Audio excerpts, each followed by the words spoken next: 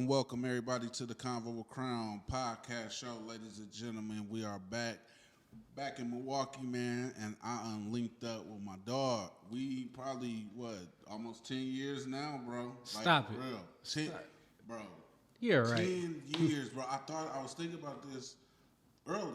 That's and crazy. I seen the clip of when we was on the video shoot of we gonna talk about that before I introduce him. I'm not gonna mention his name yet, but we was on the video shoot and the date was like 2014. Man, me and this man been rocking for like almost 10 years. Like I said, he's another serial entrepreneur. I mean, he does everything from music to clothing to Airbnb. He got properties. I mean, we kind of trying to follow in the same path, man. And we trying to do this thing, man, to try to really create some kind of generational wealth in our lifetime. Facts. And he has always been somebody that I admire because when I say he's a real life businessman, he gets straight to it. No questions asked. This man don't do no negotiation. Bam, there you go. Let's get it done, man. Negotiate. So without further ado, man, we're going to really tap into what this man do. This is my dog, man. Like I said, 10 years in the making, man. Damn. Yeah. Damn, 10 years. Y'all bro. know him, man. We go really get into and deep dive into what Mr. Scholar Life is all about. Ladies and gentlemen, let me introduce y'all to my man, Mr. B.Justice. Yes, sir. What up? Y'all, what is the deal, bro? How you doing, man? I'm happy to be here first. I'm very happy to be here, bro. I saw you doing this, posting it. I'm like, I need parts of that. Man. It looked good. I appreciate it. But everything you do look good, so I need parts of that early. I want to be one of the beginners. Hey. He when he says that, he's actually one of the beginning clients. Like, he's one of my first clients for real, dog. Like, for real? Yeah, bro. Like, one of my first long-term clients, I should say, that really was like, yo, bro, dope, man. Yeah, because we went on tour. You went with me. Yeah. And that's what made me think back, because it was then.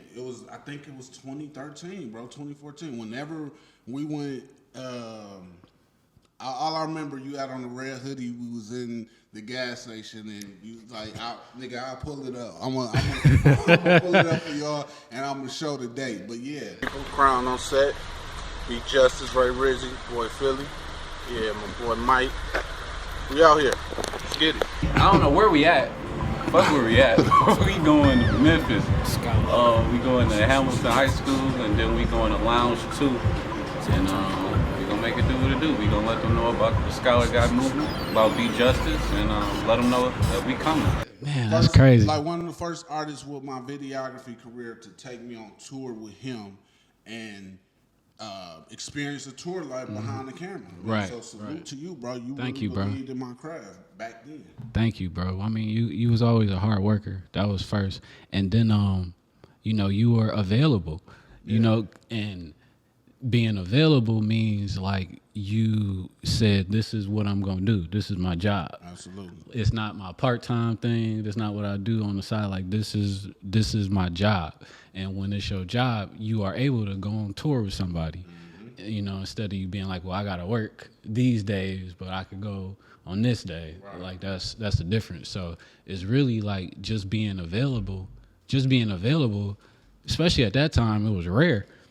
It was rare to have somebody that, and be good too at the same time, but you was like, man, let's do it. And I always rock with people like that who it was really, for me, I went into it all in, because I was only in film school. I was still in film school when we went on that tour. Oh. So I know. I was still in film school. I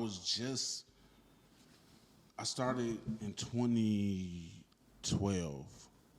Okay.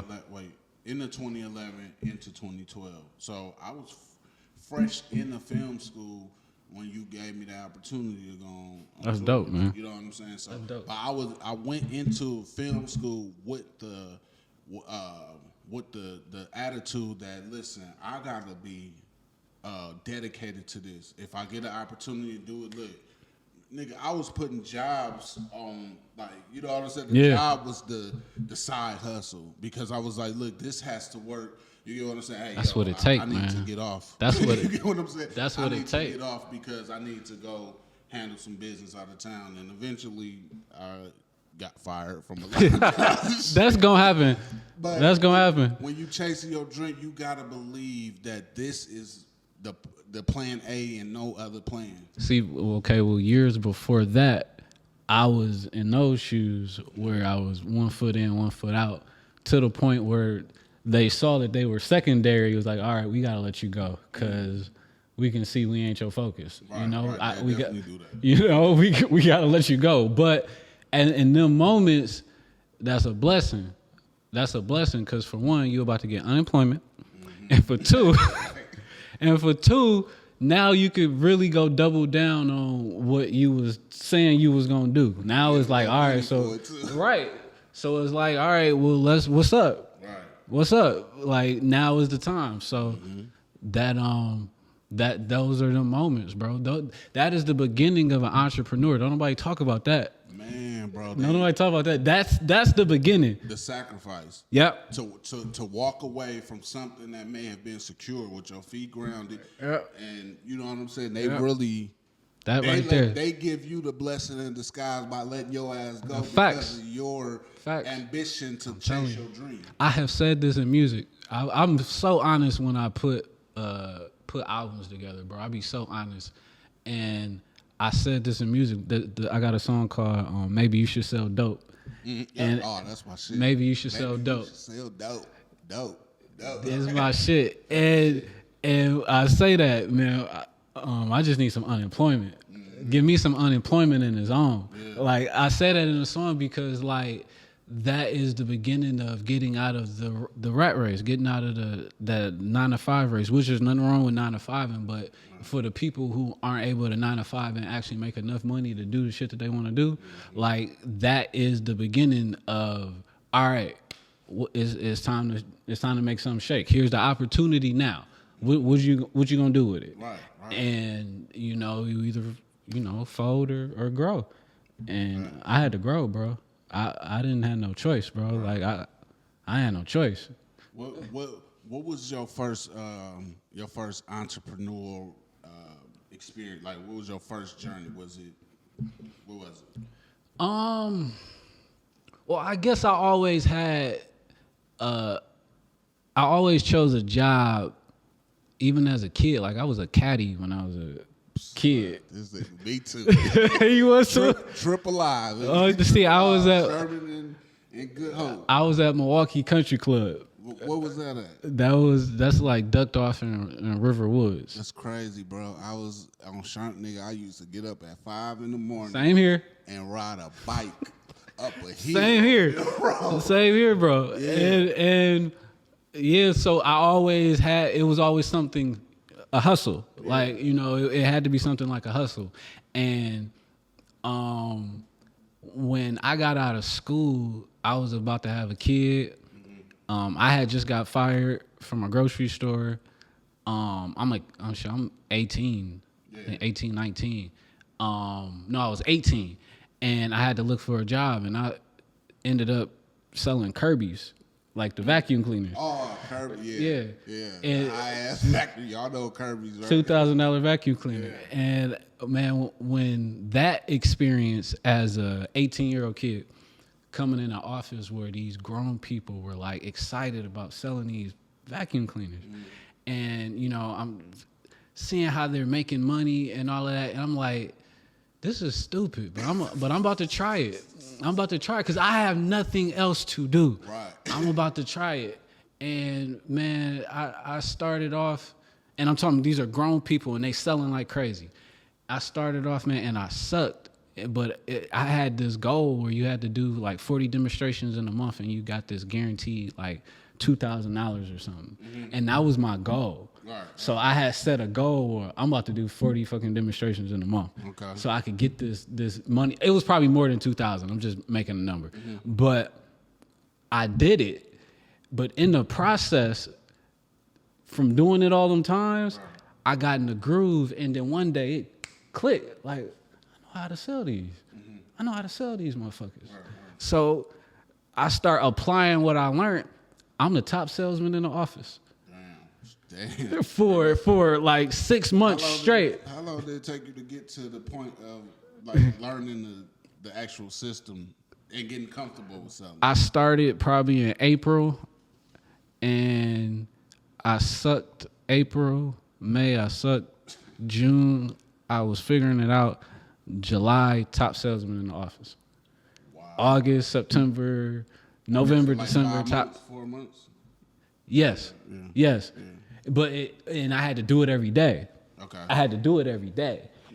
And it clicked, bro. And now I'm balling. Yeah. Balling. I'm calling on my guys. Hey, y'all need to come sell these Kirby's, bro. I'm calling niggas like, hey, I got some work for you, bro. Let's do something. I'm calling niggas like, hey, bro, come sell these Kirby's, bro. Like, Hey, I know niggas in the hood was like, no. Fuck What is that. B.Justice on? Bro, vacuum's the new hustle, my nigga. yeah, but I got money. I got money though. Like, so it's like, all right, we don't got no money. Let's so a couple of my guys tried it, but what it was, I just doubled down on something and I did it every day. I doubled down on something, I did it every day, and it took a while, man. It was a struggle. I had just had a kid too, so it was hard. But like, I said, this gotta work, and I made it work.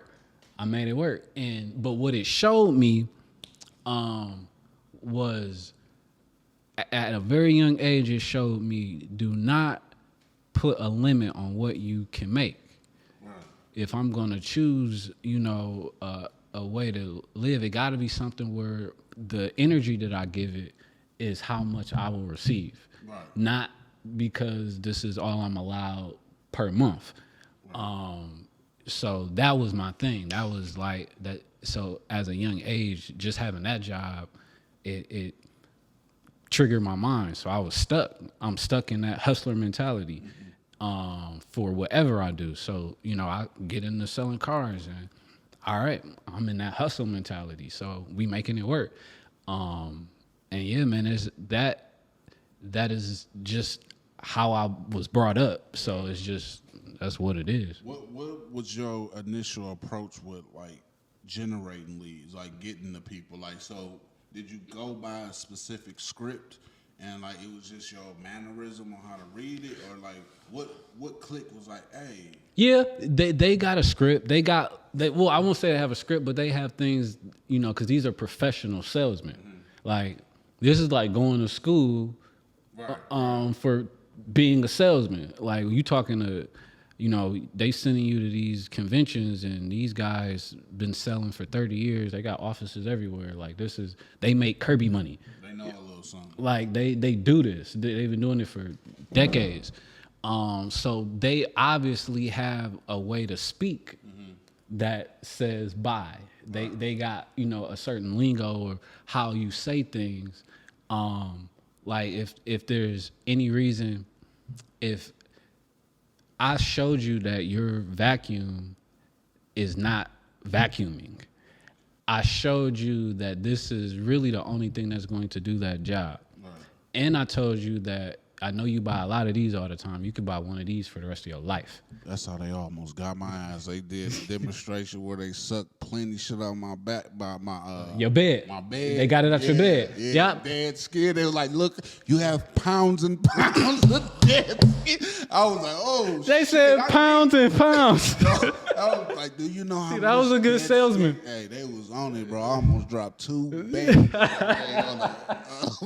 Dog, that is how we used to do it, bro. We go, you got to get to the bedroom. Like, and people like, no, my bedroom ain't clean. Like, we used to be like, your bedroom way cleaner than what mine look like right now. Like, that is not a problem. Just, I I have to show you this. This is just the one thing I got to show you. They be like, okay, let me go clean it real quick. And then, okay, now you can come back. And then you go in there and you vacuum that bed and you show that stuff in there. And then you just flap it right back there on the bed. Like, put it right on their sheets. and let the dust just go everywhere. Like, that's what's in your bed. You know? That make them up and like, and then you hit them with a, do you see a need for a Kirby? They're like, yes. It's like, hey, if this was honestly affordable, like, and I can make it so that we can get rid of the equipment that isn't good and get you on a Kirby, would there be any reason why you wouldn't get one if you could afford it? So, well, if I could afford it, yeah, ain't no reason why I wouldn't get one. Okay, well, cool. Well, let me give you the rundown, blah, blah, blah, blah, blah. Boom. You know, so it's like, this is what it is, how you want to pay. You know, and the thing that also gets you people like, all right, I'm telling it. I don't care. I'm telling it. Listen, he's starting from Kirby's, like, but this is real good knowledge because I'm sure my next question, I use this for everything that I do. I use this for everything that I do. I knew that's where you was going. I use it for everything that I do. If I show you that you are spending this, and I can make it so that you spend this as an investment, as something you're going to have forever. Right. Because the product that I'm selling is another thing that I learned. The product that I'm selling is like I back it. Right, it's day one guarantee. You buy one and you can have it forever, bro. I clean my Airbnbs with a Kirby from 1993. The big heavy motherfucker. Dog, they always been heavy, but it's an old ass model. It's from 1993, bro. That mug in my father's closet right now. Swear to God, bro, they don't break. Now shit go wrong with it that needs to be repaired easily, but these machines is really forever. Yeah. So when you show somebody like, bro, you could buy this one time and be done and have it for the rest of your life. Give it to the kids. Right. Like, it doesn't cost that much money now. And I made it affordable. So you're actually investing in something and you're not going to have to replace it. Mm-hmm. Like, my mama still got the Kirby that was in the house when I was a kid. Wow. That we used to vacuum with. Yep. She got it with her. My mother got the one that my grandmother had. See? It got passed down to the family. So, hey, we doing a real plug right there. Hey, y'all need to send us some commission money. You know what? I think about going to sell them sometimes, bro. Like when I'm hustling and I'm low on cash, like, man, I should see if I can go grab me a couple Kirby's and bust some down. He probably low on cash no more. He got so much going on, man. Bro. I can always use 2 more demonstrations of a Kirby. Boom, boom, boom. Let me catch that. Hey, you might want to do it just to get out there and show it. I can still do it, but I'm doing music. I got music to do, so I can't switch because we serial entrepreneur, and you can sell yourself on something real fast if you know you can do it. But I got to be focused. Man, speaking of that, man, the music. Now this is how we officially got connected because of the music. Like we said, he was on tour and he brought me on tour. But just listening to the music, like, you brought a whole, I'm gonna say, like, you reinvented what Kanye was kind of doing. Like, and that's how I feel like about your whole branding, like scholar guy. Right. You get what I'm saying? That's such, man, it's such a diverse, like, you know, way to brand yourself. And it's a niche that's never going nowhere. Scholar guy, like, schools ain't going nowhere. Right. You get what I'm saying? Right. Scholar, not even just schools, but being a scholar, because you don't have to be necessarily in a school system to learn. Well, my play on it was, you know, a scholar is somebody who, you know, studied something and they live by what they studied. I mean, I'm a scholar in this, so I can teach it. Right. I can teach it. I can give, you know, courses. I can make you a scholar if you just come peep what I'm kicking. Right. You know, in whatever that is. Right. And whatever that is. And I felt like that represented me when it came to creating music, because my ear is cold. My ear is cold. I executive produce like cold. So when I hear something, I like to remake like the vibes that I used to get as a kid when I was like learning about hip hop, but also, put my spin on it. Some like I come from, my ear is like from the 50s on until now. Like the new music I get inspired by. So when I make music, it's like me putting my rendition on like everything that we all enjoy. Right. And that's that word scholar just stuck. Actually, I was rapping one time and I said it. So I'm a scholar guy. I'm so fly. And I'm like, scholar guy, I like that. And it just stuck. It was that. Did you go to college? No. Really? What? No, I did not go to college. Wow. Never. Dog, all this time I thought you like. A lot of people thought I went to UWM. Yeah, I thought this shit stemmed from college because I think the first video we did, it was close to UWM. Yeah, we was on campus. And there was a lot of fucking college kids. So I'm like, oh, this is dope. He got a whole. So I'm, nigga, you ain't know what? Wait, this is kind of like one of the moments. Like, okay, let me explain. Let me explain. So, when I first made my first project, it was called Law and Order.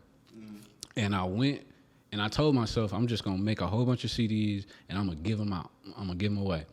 And one of the first places I went was UWM. Oh, okay. So I go down there and I'm passing them out, and days go by and people start hitting me on Twitter, like with my lyrics, saying they liked it or whatever. Their friends was playing it. And then a lot of them started hitting my Twitter. Like, yo, like this is dope. We play this at our parties. And then they start, showing me videos of them like kicking it to my music. And at the time I was like, man, I want to make a video. I want to make a video, at one of y'all parties because it looked dope. And, that's the stuff I'll be talking about in my music anyway. Right.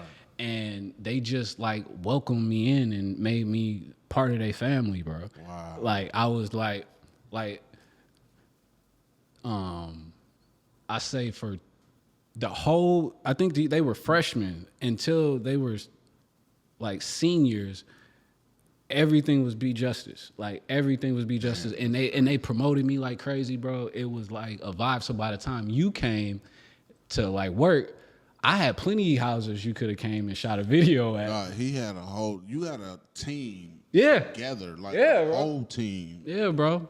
And that's where that came from. So all the footage, because my scholar guy stuff had nothing to do with college when I came up with it. It was just, being a scholar with music. Yeah. But it just stuck with the college kids, so they just embraced me, and I was able to put on video that experience of college. So when you was doing music, you came up with scholar. You had no intentions of your target audience being college students. Because I'm sure that's your target audience now, right? Well, once I became, like, you got to understand, bro, I was staying on campus. Okay. Like, I was going to classes with them. I was going. He sit in class with no credits. Bro, I'm in the lunchroom kicking it with people, bro. I go there, but I don't go there, bro. That's crazy. So, that you know the security factors in college, they don't give a damn. They don't care about shit. I actually went to UWM too. For real? Yeah, for like a year. Yeah. That's what's up. And yeah, man, I was there, like I went there. I was there all the time. Like my son used to be at there with me, bro. Sometimes my son was with me, like at I remember one of my homies' girlfriends helping my son do his homework one day, bro, because I'm at like the frat house, or it was good times, bro. Wow, dog. Yeah. So you was the unofficial UW. They gotta give you what they get, the alumni. I should, bro. They've booked me to do like 2 events, like like people at UWM, like the whole place thought I went there. That's crazy. Everybody thought I went there. Yeah. Was that your first show at UWM? No, man. I mean, as a performer, I always did music, so I performed as a kid, man. I performed when I was 13. I always did music. In high school, I did music. What did you do at 13? Okay. Because I did something at a young age too, and I wanted to know if you gonna say the same shit I did. I was in a rap group. It was me and my guy Young Focus. Young Focus was a part of the Cranberry Show. Cranberry Show. Shout out Cranberry Show. It was me and Young Focus, and we were called the SWAT team, and we would do talent shows.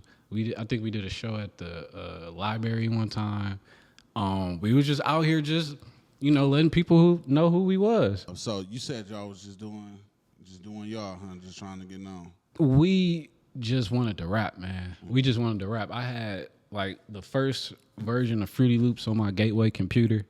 And like we just said we was gonna rap. We was gonna be rappers. So we went to music conventions. We one time had an engineer from Def Jam that was looking at us, and we was in contact with them from a music convention we went to because they said they liked our music, and we kept sending them music, and the dude kept getting back with us. We thought something was gonna happen, and he just disappeared. Wow. Just disappeared. Like, so that was 13. That happened to me at 13. Damn. Yeah, man, that shit was crazy. But I know you was excited though. You thought some shit was going. I told everybody I was signed. I told everybody, oh, it's over. I told everybody. Before it happened. Damn. It was over. I was over. Dog, we was in contact with somebody who was like really there, like in the office, like that worked there. It was like that was huge to a 13-year-old kid. So F Jam? For dog.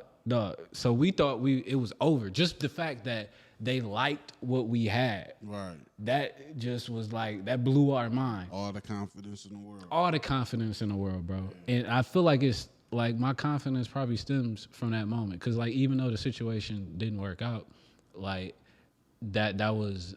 You reached a level that you felt that didn't fact, nobody else reach. Especially at that age. In that age, too. Man, you couldn't tell me nothing, bro. So my confidence definitely comes from that moment. Just to be like, this shit in my head, really, is appealing. Right. It's not just me. Right, like, cause I'm gonna love it regardless. I'm my biggest fan. Right. I'm my biggest fan, bro. Right. I swear to God. Like I love playing my shit back. Especially the shit that y'all ain't never heard. Like, I love that. I know you be like, ooh. That nigga got off. I say it all the time, bro. I say it all the time. Be doing it now. I don't even pursue music, but when I say some shit, hey, that should be cool. And I saw you I saw your freestyle. The shit you posted on the Crown Chronicles. Yeah, that was dope. That's something new that I'm trying to, You was getting off. It was dope. Crown Chronicles is where I like go over like some true stories that I just put them in bars, but I actually want to extend that where I'm like doing the documentary style where I'm sitting down and actually telling the story after the bars were said. So, yeah, that's dope. But man, appreciate it, man. I thought you was gonna say when you said you was that young, the first thing that you did. What I did was hang tough. No. No. So my first like performance, or shall I say, like one of the first things that I got to perform in front of the audience was like the Hang Tough commercial. And we had. Where was this at? Man, it was shit. I'm an '80s baby, bro. So I don't fucking know where it's at now. But yeah, they had Hang Tough commercial that they had like the most talented kids in that particular school got a chance to go perform and be in the Hang Tough commercial. So that was my first taste of fame. Hang Tough. That's so crazy, man. How stuff like that don't exist no more. Man, where the fuck? Yeah, you're right. Where the fuck is Hang Tough? Yeah, I don't know. I don't fucking know. Hang Tough, Dare. Like, you're right, Dare, man. The whole DARE acronym is like some drug shit now. Like, it was like say no to drugs when we came, but now it's like drink all day. So I don't fucking know. Honestly, I done seen some crazy shirts that said DARE and it didn't mean what the fuck it meant when I was coming up. That's messed up, man. Yeah. Man, so let me ask you, where did your musical career start? Like, did you come from a musical background? Do you have Like family members that do music? Yes, my when I was around the age of 13, when I was making that music with Focus, my uncle was making music with artist by the name of P. Raw. And my uncle was at the point where he wanted to like invest and put some money up to actually make this happen. So he went and bought a bunch of equipment, and he was like, "All right, Brandon, you got to learn how to use all this, and you gonna record everybody." Like it was like, here go all this equipment. Now figure this out so we can make some music on our artists. So that's where the ear came from the music. That's where you honed in on your skills, right? Right in there. That moment Yep. before you became an actual artist, or were Right. you already writing? Well, I had already been like, the thing is, at this point, I'm already making music on my computer. So I'm doing it the digital way. So yes, I'm writing music and I'm doing that. But when my uncle came to the table, it was like, okay, now use some equipment. So when the equipment came to the table, now it's like, okay, now we doing it for real. So that whole period was just me learning, me making trash beats, trash beats, and rapping over it, and but just learning, like doing stuff like, nah, that ain't good, or doing this and figuring it out. That was my school. Right. So that was key, to be honest. And then, I grew up with my uncle and my auntie, and I got to hear what they played and how their ears were so versatile, from like Biggie to No Doubt to rock bands, Nirvana to Tupac to LL Cool J to Missy. Like I was listening to some dope music as a kid. Yeah. So I'm developing, what I'm gonna do when I start making something. Right. So yeah, that's really where it come from, and they just love music. They played it all the time. They love music, and I'm just thankful that they had good taste. Right. Yeah, I come from the same kind of like a musical background. My father is a music connoisseur. Like, he would have me like listen to pop, and then he'd switch it up and have me listen to like Tangerine Dream. I know you don't know what the hell that is. I think I do. You do? I think I do. Tangerine Dream? Okay. How the song go? It ain't a song. I think it's a group, but it was like orchestra or some shit. Like, it was. Okay. When I tell you, it was the most agonizing shit as a kid. But he was trying to get me to appreciate music on a wider scale. Right. But like, me and my pops was literally talking last night. I flew in yesterday, but I'm tired of shit, bro. No time, no sleep, right? Me and this man sat up and talked for 4 hours, bro, just talking, like, and it stemmed from the biggest influential artists, or either the biggest influential artist or the hardest working artist in show business. And he like, man, that's such a wide scale. And so I was like, well, you know who I think. And he like, well, who? He looking at me like, who? I'm like, Pac. He like, Tupac. And I'm like, yeah. He like, boy, do you know Miles Davis changed his sound 5 different times? Like, people used to, and I never knew that. Like, Yeah, he did. You know what I'm saying? He said Miles Davis would create a sound, people would hop on his sound, and then he'd let them have that, and then go create another sound, like a whole different sound. Like, he did it like 5 times. I was in my nana's basement, and she's married, and her husband got like this dope ass basement full of like records and CDs, and he got like this old system and this So Player. I'm gonna make a video there one day because it's So Player, and he played us some Miles Davis that I ain't never heard before, and then he played us some other Miles Davis that I ain't never heard before, totally different. And he said what you just said. He was like, "This is when Miles switched it up and started this style. This isn't like my favorite, but this is like a totally different style." He got an album that kind of sound like hip hop. Like, it has like a upper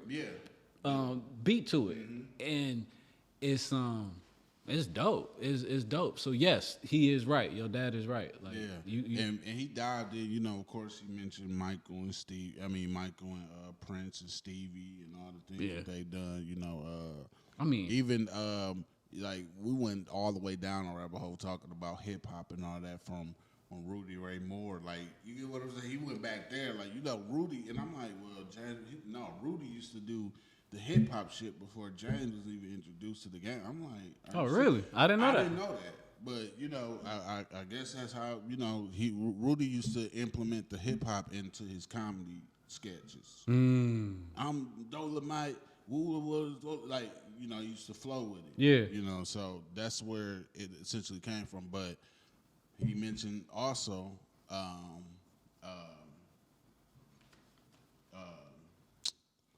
I'm missing the name. Chubby Checker. Okay. And him inventing rock. Yeah. And how, you know, how that all, we know what happened with that. So he mentioned Elvis too. I'm like, well, Elvis stole, you know what I'm saying? He stole rock. And he like, well, it doesn't matter that he did it, just the workflow that he had with that.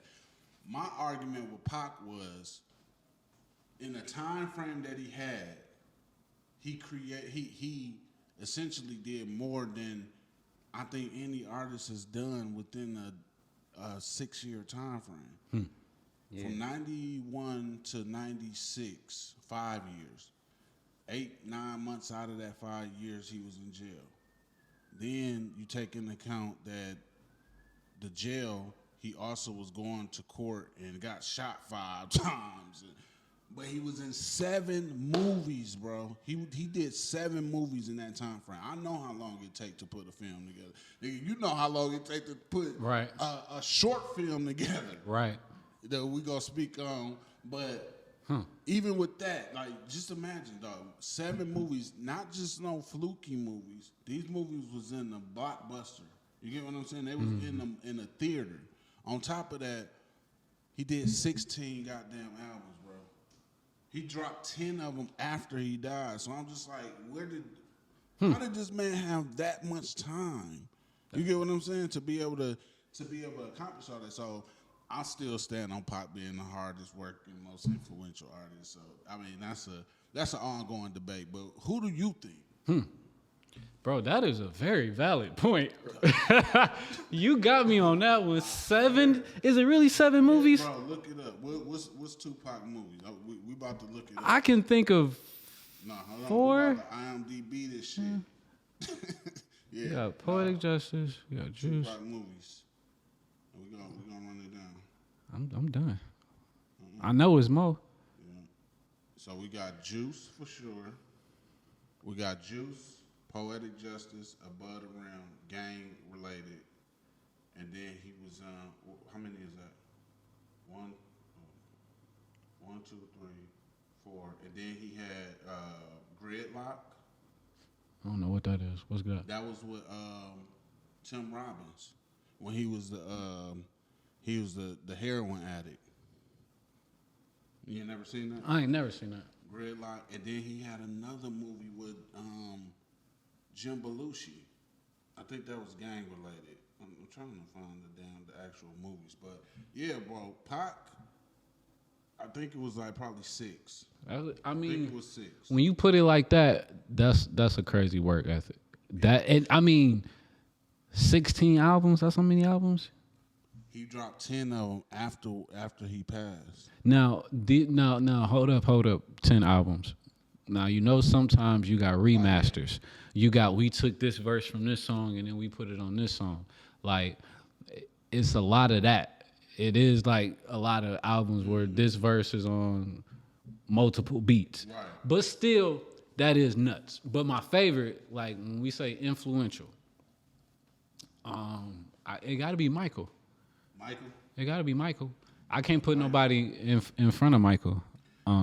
Man, Mike, when we say influential, why you think Mike though? Why do you think, like, because of his when he started, or the whole thing? He was a scholar at the business, at producing, at the dancing, at the the video producing, like he went to the moon like each time. Like he went all the way. Right.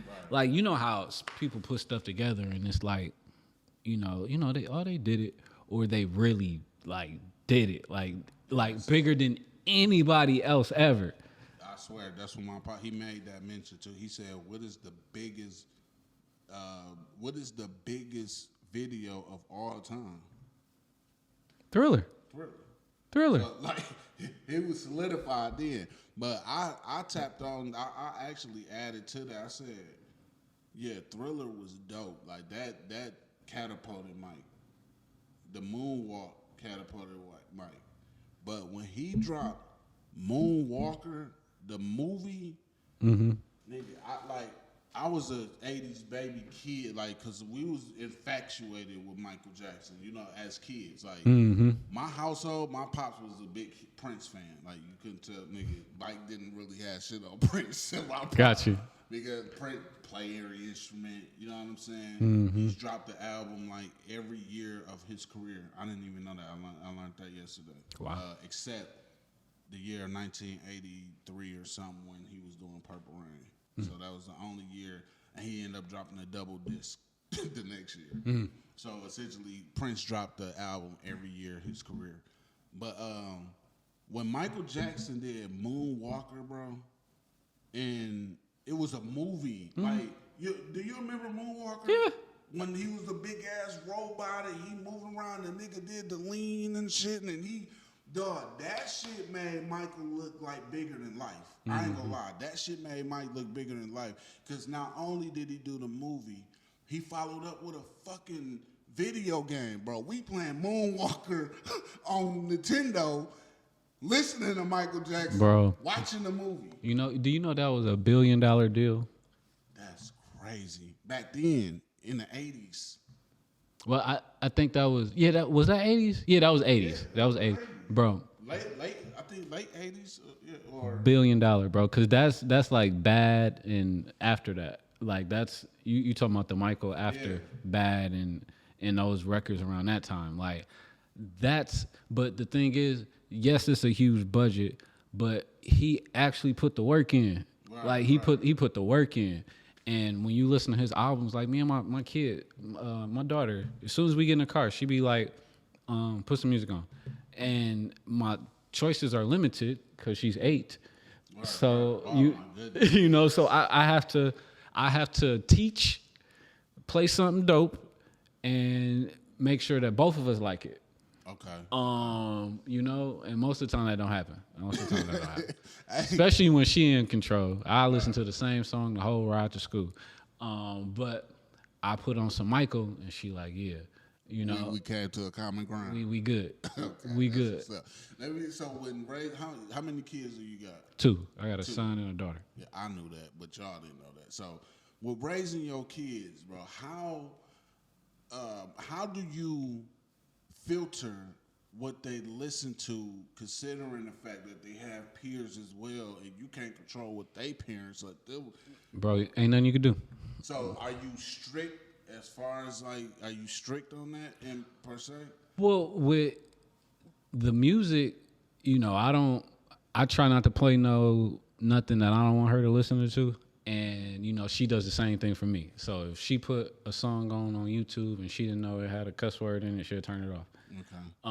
Because she know, like, I'm not gonna disrespect you. You're not gonna disrespect me. You feel uncomfortable because you made those boundaries known, right? Right. Like we don't watch movies that's like crazy or got anything sexual or cuss words in it. If it do, we don't watch it. We don't watch it. So like, I just want to keep that precedent until she at the age where she understands. Now, but your son is older though. Yep. So are you more lenient with him as far as what he listens to? He listens to whatever he wants to. I don't care. You do? Okay. Well, and my reason for that is like he's a teenager and he understands that at school I may get away with a cuss word, but I'm not gonna do that in front of my parents. Right. I'm not gonna do that in front of my parents. And you know, because we just gotta be realistic. Like we cussed as kids, but as soon as we got in front of our parents, we didn't.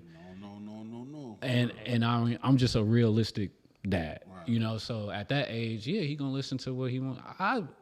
Why in the world would I stop him from listening to something that doesn't have like a parental advisory sticker on it? Like that's nuts. Like I'm in high school. Like you know, I'm learning how to be an adult. So there's no point in me trying to like, you know, make it seem like the world ain't what it is. Like you need to be knowing what's up. You know, was your parents strict on your music? not at all, not at all. And my parents didn't hold back from playing, you know, certain music when I was in the car. They played what they wanted to hear. If they wanted to hear Too Short, some Lil Kim, if that's what they wanted to play, you know, it got played. Yeah.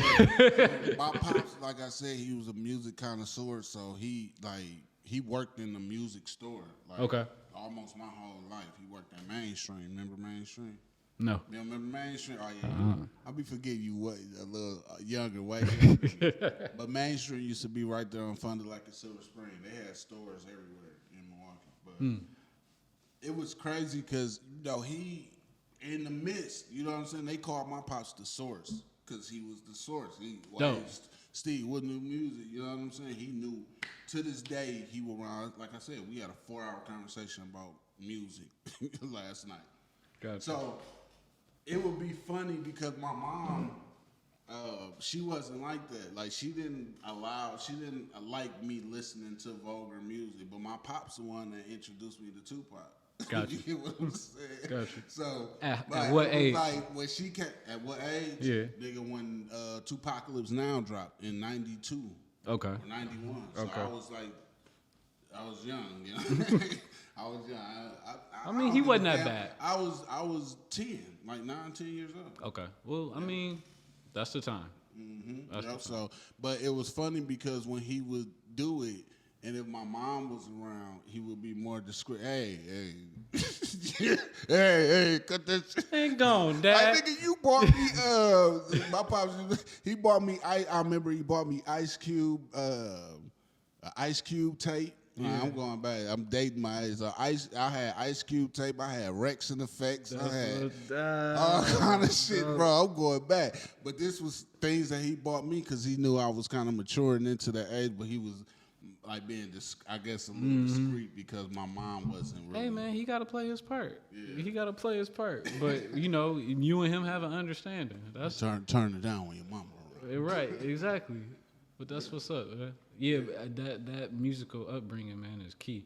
So I try to play some stuff that you wouldn't have heard unless I played it. But this was something groundbreaking, and you need to know. Right. You need to know. So like, and Michael is one of them artists where like, it doesn't matter your race or where you are, or where you was born. When you hear those frequencies and those pitches that Michael delivered, it's worldwide. Bro, you know, it's worldwide. I seen the video where they was breaking down the vocals on PYT. I did not know Michael did all those. Yeah. He did every single back vocal on that song. Yep. And that was a dope ass song. Crazy. Do you think music is influential? Like, can it lead somebody down a path of destruction? Music is God. Music is God. Music is God. Music is how you teach everybody. No matter the situation, that's why music is used in church. Like, what's church without music? You know, the music moves you. Like, hearing it does shit to you, you know. So yes, it's very influential. But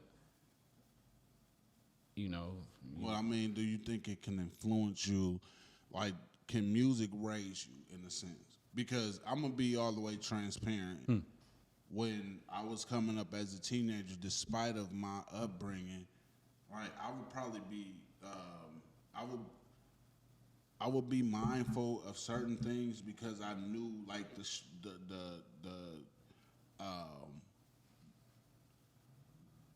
I knew what would happen if I did it. You get what I'm saying? Like I knew what word am I looking for?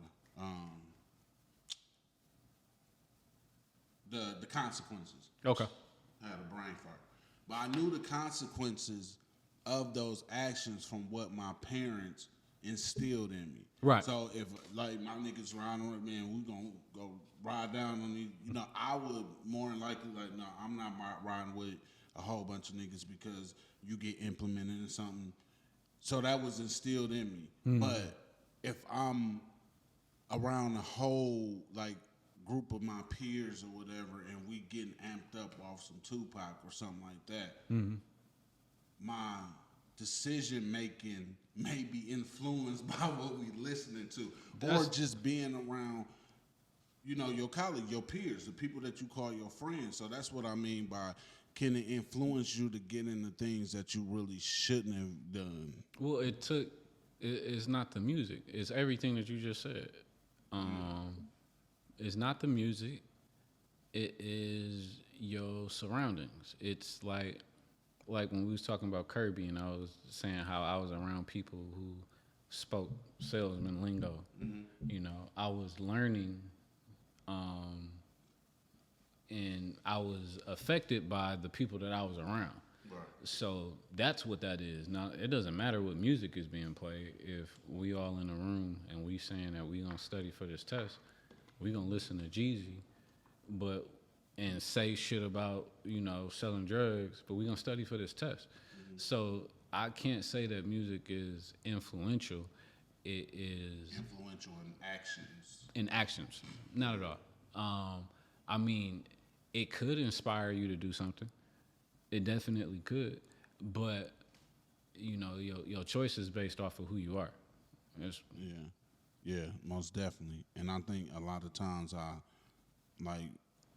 you have to be decisive on who you keep around you, because if you easily influence and that person is like honing in on the music and allowing that to, you know, Then they gonna influence you. yeah, they're gonna influence you. You Yeah. know what I mean? No, So that's real. what I meant by that. Yeah, man. So let me ask you, you have been like, I consider like an innovator in the music, because what you do, like for one, like I said, you don't play about business. You're gonna make sure that you get it done. But the second thing, like you always make sure your visuals have some type of like theatrical look. Like you get what I'm saying? And a lot of people don't take that in consideration. They just want to get in front of the camera and all that. And that's what I always appreciated about you, because you put forth the effort on what your visuals should look like. Yeah. How did you get that eye? And because I know for a fact you have something to do with your directing. You know, directing what you want to see visually. Right. How did you like train that eye and looking for something like? Man, trying, just trying. I did at the beginning. I just did videos. I just did videos because I wanted you to hear the song. But you know, I always, like, the people that influenced me, they went hard, you know? Like, it's really hard for me to put something out, Crown, because of this. It's really hard because I want to approach everything like a punchline. I want to approach everything. You want that shit to hit hard each time. You know, I wanted to really be put out and say, he got it. Like the T-Pain reaction to my video, Stand in the Light. Went crazy. He was like, he got it. Yeah. He got it. Like, he gets it. This guy gets it. I always want to give that, because if I continue What was to the name of that song again? Stand in the Light. Stand in the Light had a little country kind of. Yeah. That shit. Yeah. Thank you, my guy. And the visual was just amazing. So y'all look that up. Just go Google, YouTube, B. Jones. B. Jones. Fuck you. B.Justice. Shout out to B. Jones, but B.Justice. Thank you, man. Videos, man, because like his visuals be like crazy. Like Yeah, bro. I I love what I do. I love the art of having the soundtrack and then going and try to create what it should look like when you experience it. But like I said, it's hard for me to put stuff out because I always want to like it to be like, okay, that's dope. You know, and you got to get out of that, especially in the new days where it's like content. They want it. They want it and they want it now. Right. How hard is that? Like adjusting to that because it's no longer about the craft, I don't think anymore. Well, this is an opportunity to get creative. And that's how I look at it. Like when we were talking about the Kirby's and doing it every day, it takes that, but then it takes like it forces me to get in a new bag, you know. And I really like my career. I like the stuff that I did, but the thing that I like the most is that I get to always be new. Like I get to be a new artist every time I put something out. Right. And that's how I look at it like that because, you know, I'm independent. I can do what I want. I can, you know, finance what I want so no one else is in control of what I'm doing. I can really just, you know, be free and be in my own little creative world. Right. So every time I do something, I approach it like I'm a brand new artist and this is what I got to give. And, you know, that creative bubble, I need it to blow up. As soon as you see it, as soon as you click on it, like, B.Justice got off. Okay, cool. Yeah. Like, that's just what I want to give off always. Yeah, dope. I know when you be dropping shit, you get the goosebumps. Like you Right. gotta make sure that you feel it. Right. Like the goosebump feeling Right. like, oh shit. Yeah. Like, yeah. If the hair is standing up, okay, I got one. And you know, the people around me got a good ear too. So I test my songs. I test my songs with like people who like got dope ears, and not just people who create, because you can't really just go off of the ear of people who make music every day, because like that's not your customer. Your customer are just people that's out here vibing to what people are putting out. They have no aspirations of being a rapper. Right. They don't want to do anything in the music business. They just need something to listen to while they study for this test, or they need something to listen to while they working at their job. They just want something that speaks to them, that they vibe to. And if they like it, you won. How do you find that target audience? Do you just test it out, or do you ask people? Like, can you just walk in the room and be like, okay, hit play, and let's watch the reaction? Well, bro, I always just been a marketer. Like I told you, my first project, I went to UWM and passed out CDs. Like I always, like I just try. I do sponsored ads. I got email lists for people, so I do an ad, and if you join my email, now I got you. So every time I drop something, I put it out, and that's so great. your result. So I'm asking, your results show in your social numbers or your internet following or something. Like what do you measure? Okay, that worked from Streams. After I put something out, you get your results from everybody with my distro like a couple months later.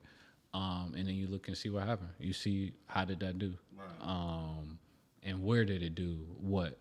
Okay, let's put some more money in marketing in this area for this song because people over here bumping it. But all of that's like just learning. Like every time I put something out, I'm trying something new. It's like I'm a new artist, so it's a new method or a new way of looking at it. So, when you approach things, because I always admire how you move. You get what I'm saying? It's like you, and you make people gravitate to you because you. Like, and what I mean by that is because you've collaborated with a lot of artists. You get what I'm saying? Local artists, national artists. So you make sure that like people come in your world when you do it, though. yeah. You get what I mean? Yeah. And that's a skill. I appreciate it, man. And that's just that just come from knowing who I am. Like I know who I am and I stay in my lane, but I like recreating something I heard and giving it my spin. So when I work with another artist, I like to, for one, I'm a fan of theirs. I'm already a fan of theirs, and I want to create something new that like like a nice marriage of our styles. Right. So that's why. But then it's it's a Scholar Guy production, so we gonna make it a Scholar Guy situation, or like you said, the theatrics, or it just something more than two people in front of the microphone. Yeah. We worked on several videos together. Yeah, plenty. Yeah, plenty. On behalf of Philly Flyboy, shout out to Philly. What up, Philly? Always bringing me in and allowing me to be a part of the creation process. Mm-hmm. And one of the films, I'm gonna say films because it's supposed to be a part 2 to this shit. Hey, once we start cussing. My nigga Rizzy. Start cussing. Yeah. Rizzy. Yeah, Rizzy gonna come on this motherfucker. He gonna come talking shit. So yeah, man. Philly Flyboy. How did you connect with Philly, and how did the old timers come to part? Because I was a part of the old timers. This is the short film that we did. I was running sound on there and just all around helping out. But that changed the game because that still it was a spinoff from a video. Right. I don't know if I don't ever seen that, like a video spinoff to a short film. How did you connect with Philly and y'all chemistry? How did y'all come up with this whole thing? Philly just didn't want to give me a video. He didn't just want to give me. I remember reaching out to him before we even did it. And I remember him giving me flack because I was like, just let's shoot a video like this one that you did. He's like, you want me to do a video that I already did? I'm not doing it. I'm not doing a video that I already did. I like his motherfucker. So this was my introduction. This actually wasn't my introduction to him. I've known Philly way before this when he used to actually be a rapper. Mm-hmm. Yeah. And we know about your rap career too. Yes, and I was selling them beats. I was trying to sell him some beats. Oh wow, you was selling Philly the black beats. Wait a minute. He never bought any of my beats. He never got any of my beats. But that's how I was introduced to him. Somebody I met at a school for learning how to record on Pro Tools was like, hey man, this guy needs some beats. I'm gonna give you his information so you can get to him, man, so you can get him some beats. Mm-hmm. And it turned out to be Philly. Wow. So, now, years later, he's doing this thing with the videos, and, I reached out, and Chaz. He introduced me to Chaz. And at the time, he was helping him with ideas for videos. And the old man idea was his. He was like, we're gonna do this. And, you're going to dress up like old dudes and woo. And at the time, I got UWM on lock, so I could do whatever I want. Right. So I'm like, man, well, I got somewhere to shoot it. Right. I got plenty places to shoot it. Mm-hmm. I got plenty people to be in it. What you want to do? Right. And, we was able to come together and make the video. And while we were making it, bro, we had, it was all these people. We had, like, all the girls that was modeling at the time. All the baddies was there. I know, I was there. The fellas was there. Anybody who was doing something was on set, and it just felt like a party. It just felt good, and Philly just was looking around and peeping it, and he was like, this is dope, and like I think they didn't even tell me. He was like, bro, we gonna make this a movie, man. We gonna make this a movie. I'm like, okay, cool. Time goes past. And I see them shooting the scene. Mm-hmm. I'm like, what the hell are they shooting the scene? Ooh, like, they didn't even call me. Wait a minute. Was it the scene with Rizzy? Yes. And talking to Pat? Yes. I see the scene just pop up on the internet. Like, it was like the behind the scenes. It was the behind the scenes. And I'm like, what they doing a movie on? What they doing it? The day after Philly say, hey, man, I need you to go get some clothes and blah, blah, blah, blah, blah, and meet us so we can make this scene. Yeah. Do you got somewhere we can shoot it? I'm like, yeah, I got somewhere we can shoot it. He was like, all right, man, we'll set it up. We're going to do it. And then he got this whole set of people. He got a makeup lady. Yeah. Like we making the movie. Right, Like, right. but he like threw it together and didn't even say nothing. He just was like, I know B.Justice is gonna be ready when I call him. So I remember that shit. He called me out like, Crown, yo, bring your audio equipment, man. We about to be Rizzy and loud over here on the block. And we shoot over there, and it was just weird because it was just on like spontaneous. I knew these motherfuckers didn't rehearse no lines. bro, but they was so cold. They was so cold. He would pull up. Hey, I think Jig. Shout out Gigolo Jackson. Jig pulled up on the block. Hey, yo, Jig, come get in the scene real quick. That's how Old crazy. Timers started. Yes. From that day, and I got a picture. I might pull it up, but I got a picture of me and Philly actually shooting that scene. The dog. Or whatever. Yeah, So man. that's crazy, bro. So That's how it no happened. idea. Wow. That's how it happened. After I seen y'all post the behind the scene clips on the internet, he called me and was like, "All right, we need to do this other scene for this movie and blah blah blah blah, blah. Just running it down." And I'm like, "Okay, like you know what we need to do," and we did it. And it's so crazy. People bring it up all the time. People, man, when I see somebody, they mention only a few things that really stuck out to them, and it's that movie, numerous videos I done did. But if I'm in the hood, is the song with Jacob Lattimore, That too. I was there. the movie, us rapping on a boat, hooking your bitch. People always bring up hooking your bitch. Like, Oh yeah, that's bro shit. Yeah. Bro started that in Memphis, I Yeah. believe. Yep, Like, you was there. I was there. You caught it on camera. I'm part of this nigga career, man. You caught it on camera. I'm part of the career. That man. shit was funny. We was on tour with Wave Chappelle. Shout out to Wave. Yep. And bro, he pulled this move. I was like, oh shit.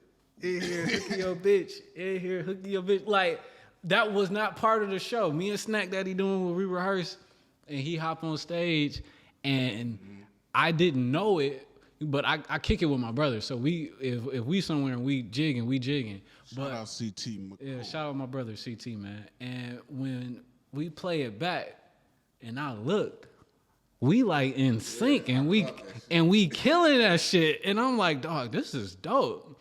Ever since then, he been a part of the show. That shit dope. He's been part of the show. Crazy because he came out to visit. He was there just to see me perform. Just to see him perform. And he hops on stage. He hopped out the crowd on stage. Yo, big. I was like, oh shit, this shit cracking. This Yes. shit is cracking. Oh, it was so funny. Dog, we had a good time. I'm so glad to be a part of that experience because we didn't know what the fuck was going on. You get what I'm saying? We just working in our element and started creating some shit that we now see as classic, like old timers. And what, like I said, plural because it's called old timers, but the second part of it we supposed to be putting. And I pray Philly just get back in the realm. Rizzy, we gonna talk to you because it would be dope to recreate that and probably make it longer and make it better, you know, because we didn't learn some stuff. We didn't got some. And when I talk about when we say we was guerrilla shooting, we was pulling up. We hanging out the car and Philly loved this hanging out the car shit. I can't wait to get him on the podcast. But we ride down Capitol. He out the car at Crown. See if you can get some BTS. He riding out a sunroof, and shooting Rizzy driving. Like, man, it was a time, bro. Like, I love those few years where Scholar, like, it was like just a full movement. It was a movement, bro. It was a movement, bro. You couldn't stop it. It was just it was so impactful. You doing bigger and better things now, and also the music is still getting so like thank you, bro. Prestigious, like it's pristine. You know what I'm saying? What's next for B.Justice, man? I'm switching it up, man. I am switching it up. I'm doing R&B justice. What?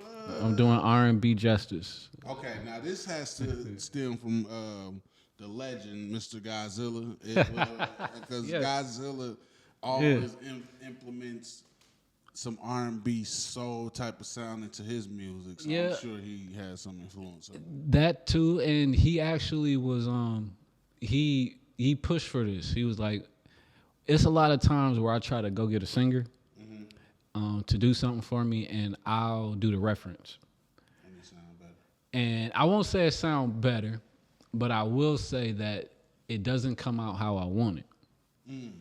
And Godzilla, right, the inflections and all of that, and he will always be like, they're not going to do what you have in your head. Right. You got to do it. Right. You have to sing this because they can't do it like that. Like they can't hit it like you hitting it. Right. They're going to do it their way. They're going to give it their rendition. Right. So if you're not okay with that, you sing the motherfucking song. And I'm like, okay.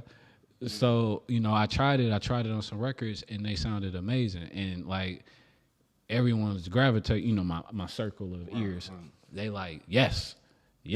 Like this is a good rebirth. You know, this is a good rebirth and a way of, you know, showing your versatility, but you know, just putting together a dope song. And to be honest, man, like the older you get, the more you gravitate towards R&B anyway. Feel good music. I mean, because you know, the older you get, and with the ears that we were developed with when we were developing our taste, you start to stray away from what the younger crowd making. Right. Even though I think it's dope, the crowd, you just it's hard to really like love it. The way you loved when you was listening to Pac and all of that. Right. It's hard to really love it because it's so different than what you fell in love with. Right. So you really, to be honest, I like it. I like it and I listen to it because I like to be sharp on what's going on. You got the Drake effect. Like you yes. following the Drake effect, shall I say? Because you gonna be a chameleon in this game. So facts. Because you got to evolve. Like, I mean, a Michael Jackson album that came out in the 80s don't sound like it did when he came out in the 90s. He switched it up, but he still was him. Right. He still gave you his rendition, but you're not getting the same production. We got to switch it up. Right. Times are different. Facts. You know what I love about music though is because it is like traditional. Like it's kind of like hereditary a little bit. What you mean? What I mean by, like, it follows, like, music, you always have a reference. You get what I'm saying? So even if you come up and you recreate the sound, right, it stemmed from an original sound. So even with, like, what the kids is listening to now, that sound stemmed from somewhere. You get what I mean? And you can actually backtrack the shit. You get what I mean? Which all kind of comes back and reverts to the nostalgic sound that we so familiar with.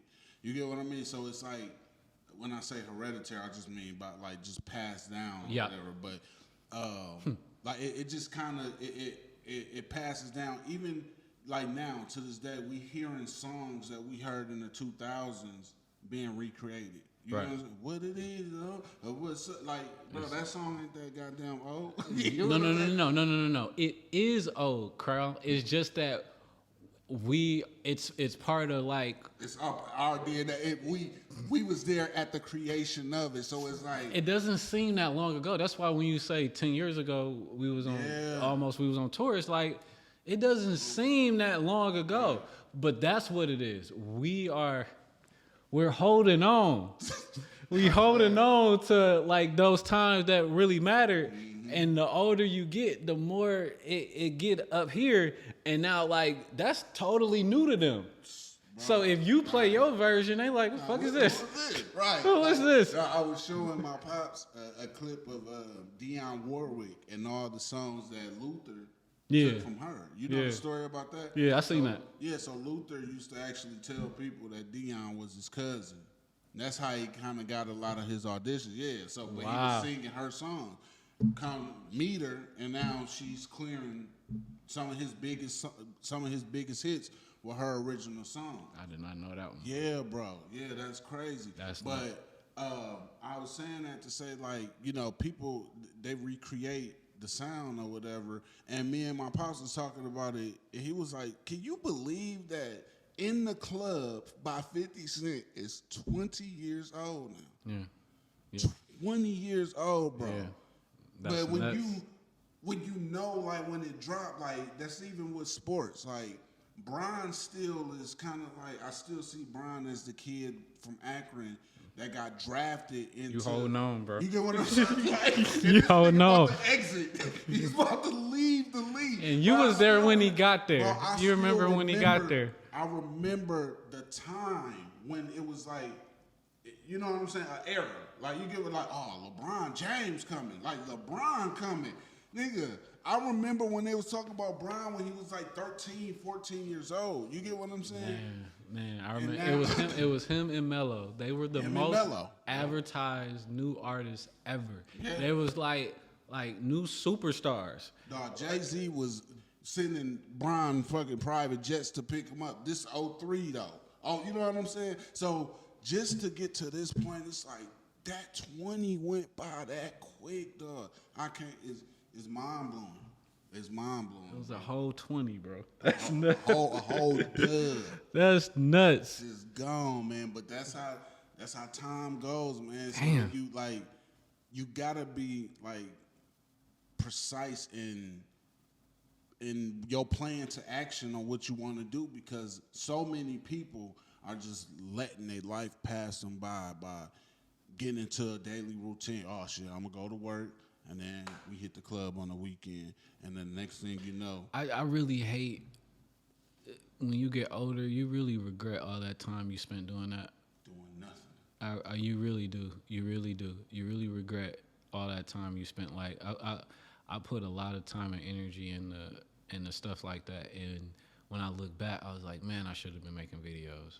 Man, I should have been doing that. Man, I should have been doing that. But now, I just, that was then. It's time to work. It's time to work. But what it really is people got to get stuff out of their system. We all gonna do what we wanted to do when we get the chance to do it. Right.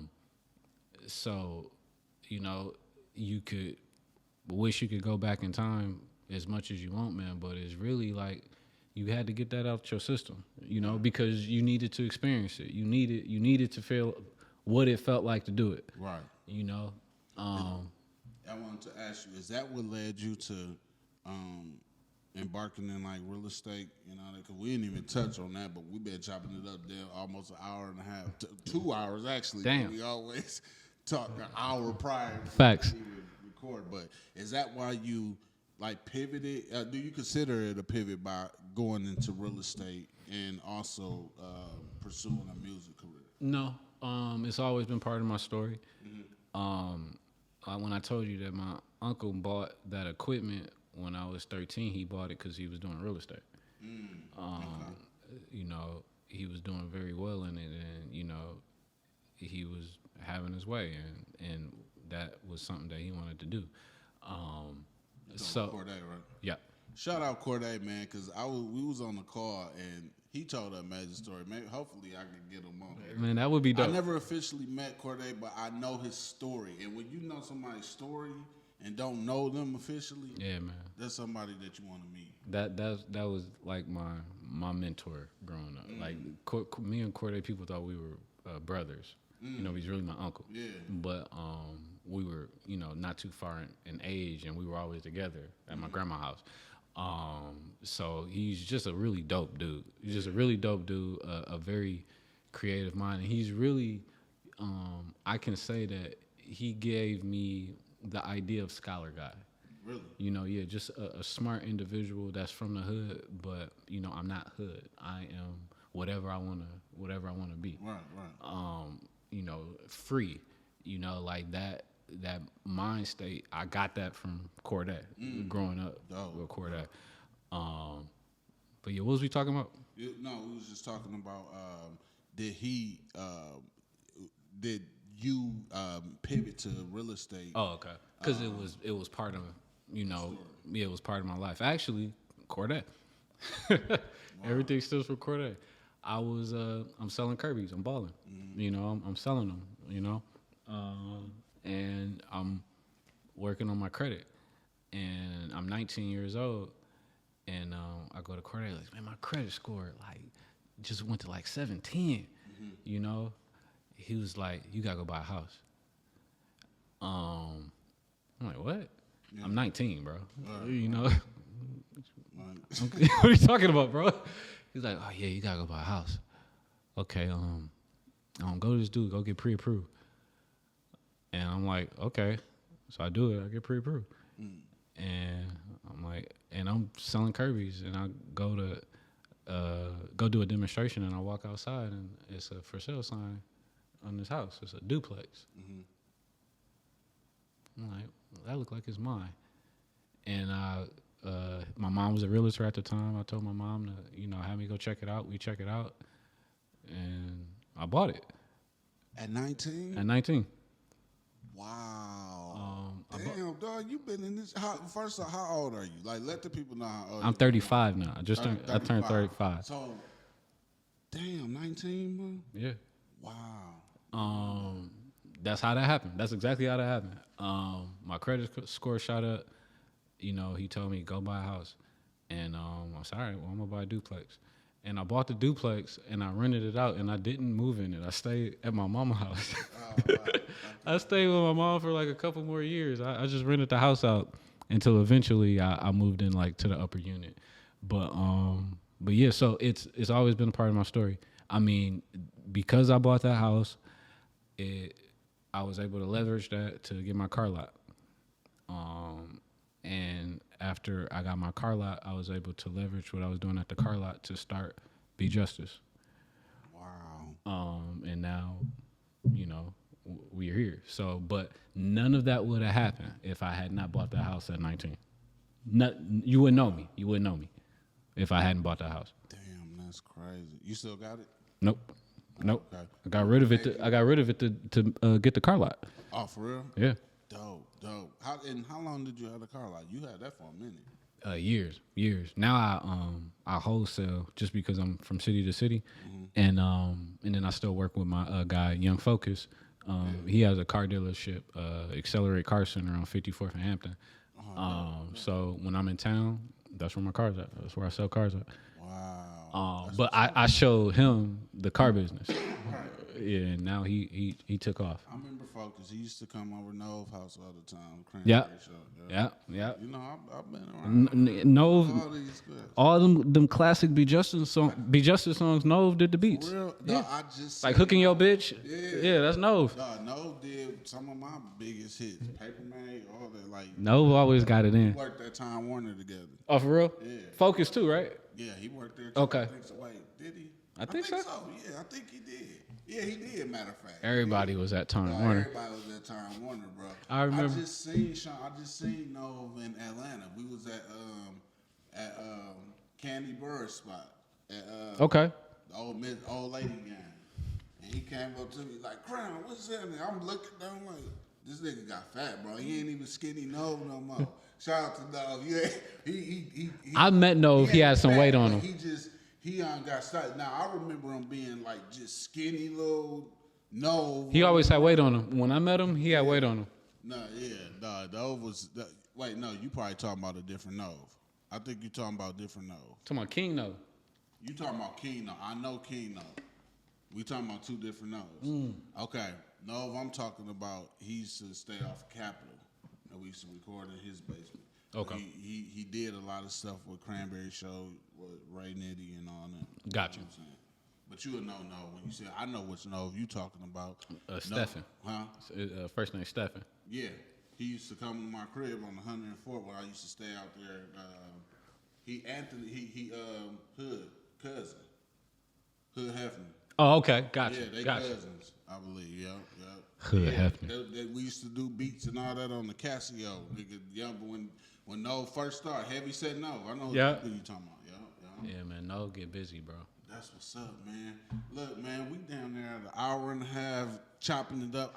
We didn't even get a really chance to dive into the entrepreneurial journey and art. Well, kind of, but I wanted to touch on so much more because you do so much more, man. So we gonna have to bring you back, man. I'm down, bro. I'm down, man. This family, bro. I can come through whenever. Yeah, for family, for real. Because I really want you to kind of give people insight on like the journey, because you kind of just ran past that shit, bro. Like, 19, bought a crib. I know. I mean, I didn't buy my first investment property until I was 40. Gotcha. Well, see, that's the thing, bro. That's what's important about mentors, and I just was blessed with family. I always say this: I was blessed with family, man. I was blessed with people who like really cared about me and they didn't give me money; they gave me knowledge. My uncle gave me opportunity with music, and then he gave me knowledge on how to handle myself as a person. My dad actually had a record label when I was a kid. It was called the Shife Niggas, 414 Entertainment. I know.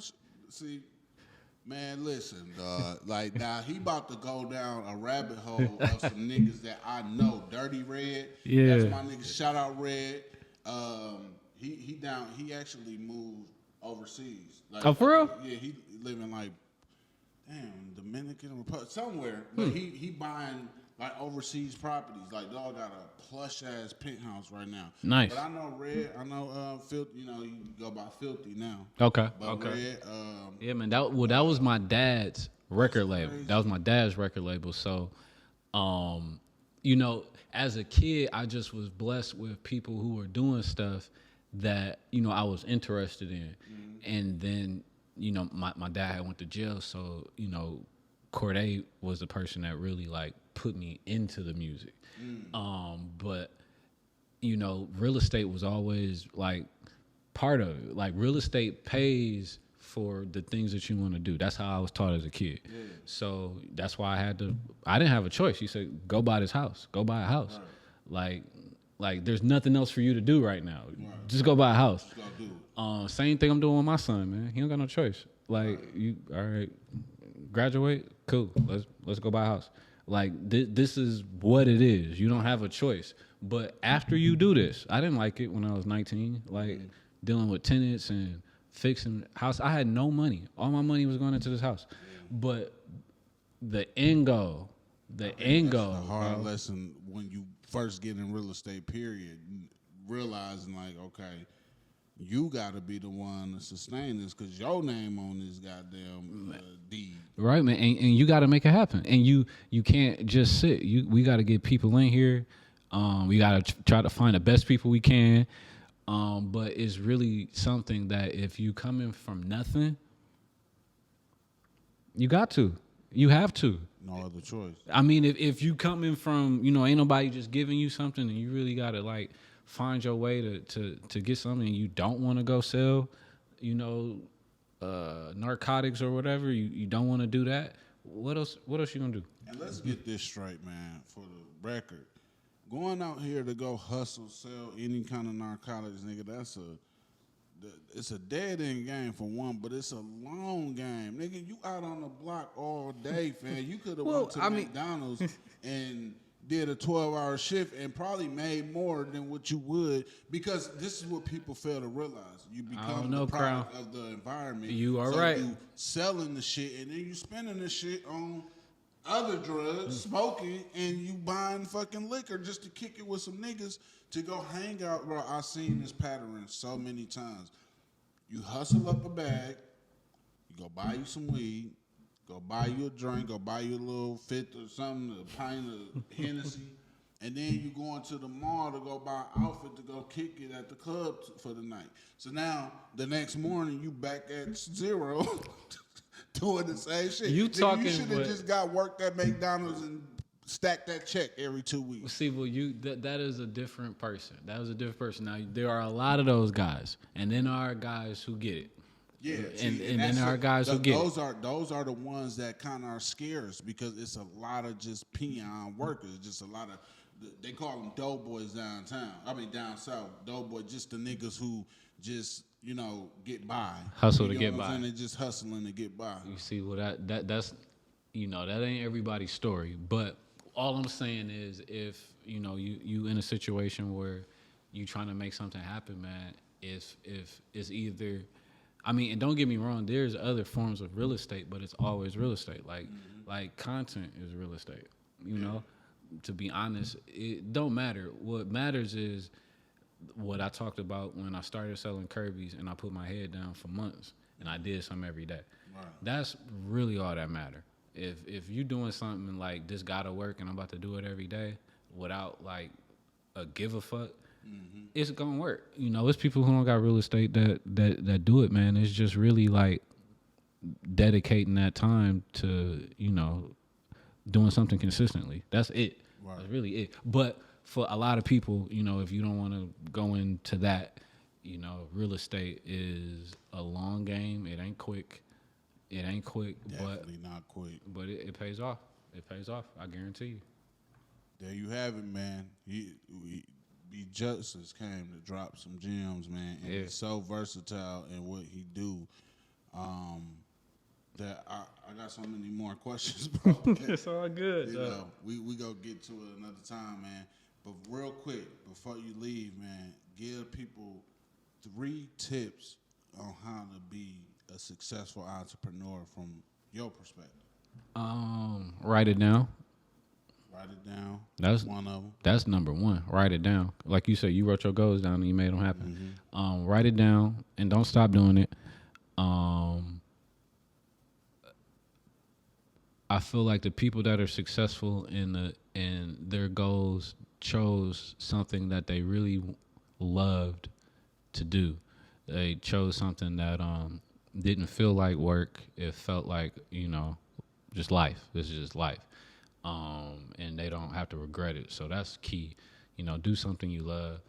And lastly, man, just be consistent. Show up every day. Even on the days you don't feel like it. Because